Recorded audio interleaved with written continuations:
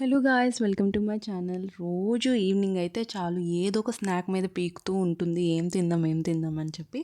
So నేనైతే మా ఇంట్లో బ్రెడ్ చూసాను, ఇంకా వెయిట్ చేస్తామా క్విక్గా దాన్ని తీసేసుకొని థింకింగ్ స్టార్ట్ చేస్తాను, ఏం చేద్దాం ప్రాక్టికల్ అని చెప్పి.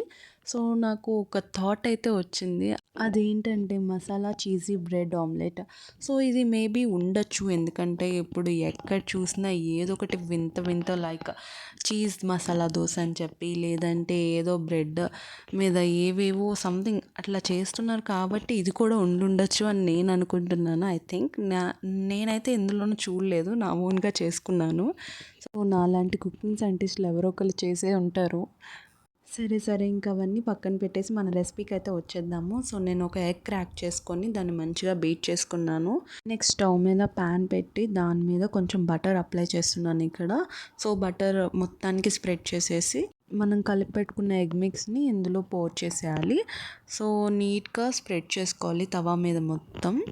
సో అప్పుడే మనం పైన బ్రెడ్స్ వేస్తాం కదా, అలా ఆమ్లెట్ లాగా కరెక్ట్గా వస్తుంది. నెక్స్ట్ నేను ఇక్కడ ఒక 2 బ్రౌన్ బ్రెడ్ స్లైసెస్ని అయితే తీసుకున్నాను.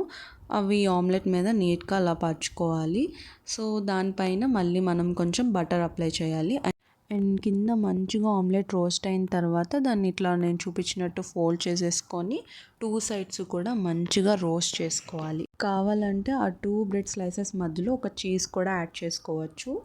సో నేను ఇక్కడ ఒక చీజ్ స్లైస్ యాడ్ చేసుకున్నా, బట్ ఆ క్లిప్ అయితే తెలియదు. సో ఈ రెసిపీ నేను మీకు ఎప్పుడు సజెస్ట్ చేస్తానంటే, మీకు టైం లేనప్పుడు, ఫాస్ట్గా అయిపోవాలి బ్రేక్ఫాస్ట్ కానీ స్నాక్ కానీ అనుకున్నప్పుడు ఇలాంటి ఒక రెసిపీ ట్రై చేయండి. నిజంగా టేస్ట్ చాలా అంటే చాలా బాగుంది. నేనైతే జెన్యూన్గా చెప్తున్నాను మీకు. ఏదైనా బాగుంటే బాగుందని చెప్తాను నేను చేసింది, లేదా లేదని చెప్తాను. So thank you for watching. Please subscribe to my channel.